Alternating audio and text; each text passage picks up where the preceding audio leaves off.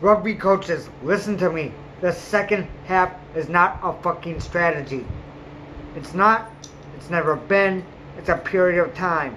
It's not a strategy. It's not, hey, let's let them wear themselves out in the first half and then we'll fight back in the second, because that's not always going to happen. Right? Some teams, they make it work. They sandbag like motherfuckers in the first half. And then come out late first half through the second, pushing hard. But sometimes you slack off, the points difference becomes too unmanageable, and that comeback isn't going to happen because the other team's too fired up. And even if they're tired, you aren't going to stop them now. So like I said, second half. And I've seen this with a lot of teams, okay?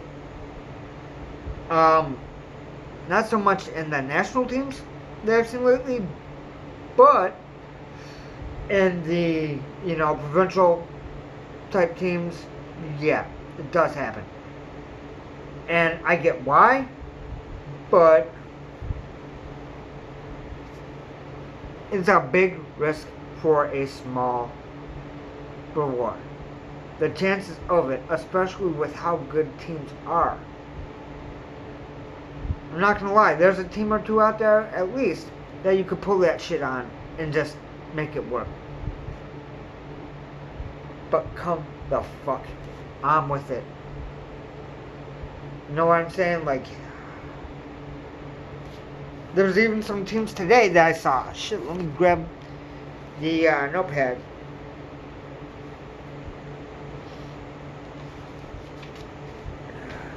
Who the fuck did it today? Who the fuck did it? Because teams do it all the time. Come on, you bastards. Tagging myself with that shit. Alright, look. Did not write it down. Alright. Well, that happens too. But if you watch enough games, like I do, right now I try to catch every one I can. I don't watch the ones on YouTube because I put videos on there. I don't watch it. I don't go to YouTube for anything besides put videos up. Period. So, I don't watch games on there, and I have Flow Rugby. So whatever Flow Rugby has is basically what I cover. And with that, I like that because it's me getting to know teams, getting to know styles of play, trends, all that. What I mean is, there's always going to be trends of defensive styles of play, things of that nature. It's with any sport, it always happens. But now, I know that there's a trend that I don't like, but it has proven to work sometimes. But I'd rather see a team play their heart out from the first second all the way to the end, which hopefully is overage, with them going for a try or a kick. Hopefully. Right? That's what you are looking for. That's what I'm looking for at the very least. And I get why teams do hold back and everything else, because a lot of your players out there are going to be out there for 80 minutes. They're going to be tackling, being tackled, running, and having their mind on high alert for that whole time, every play, because there is no choice. If you're carrying the ball, you can be hit from any angle. That's just fact. So you have to be aware at all times. It's a draining fucking thing. So to play it at a high level, I know it's not easy, and I'm not saying that it is in any way, shape, or form.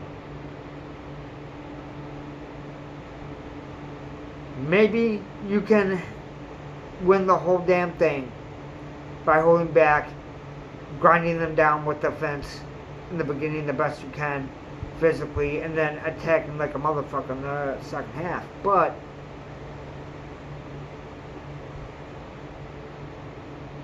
it's not proven enough to work. It hasn't won enough championships or got enough people there.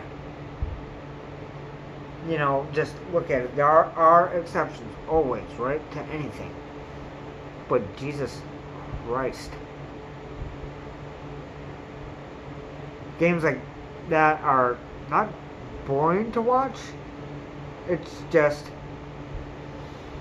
you can only do it so long before the trap is, you know, figured out.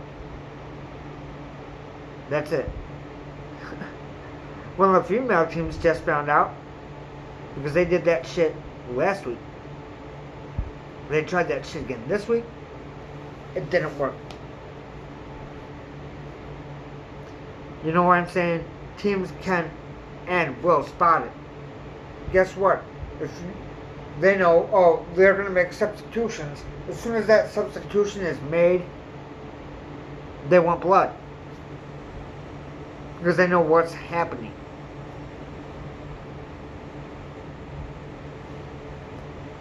Maybe these teams just really think that their, you know, defense is that good. Maybe they don't trust their bigger players to be the best ball carriers. I don't know. Some of them are actually pretty damn good. But,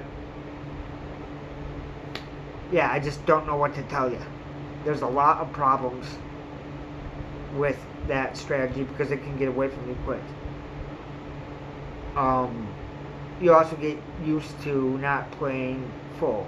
And I know a lot of these players have jobs on top of being professional players and all that shit, so I get it. And you can't go like you want to all the time, so I'm not taking that from you. All I'm saying is you can't take any team lightly for half the game and expect to not run into a team that's going to take it more serious than you from the get-go, that just wants to see you suffer. Not even for your style of play, even though with some teams that does become a factor. But maybe it can happen, right? Like I'm thinking Southland. Maybe. But I don't see it. I just don't understand why they think it's a strategy.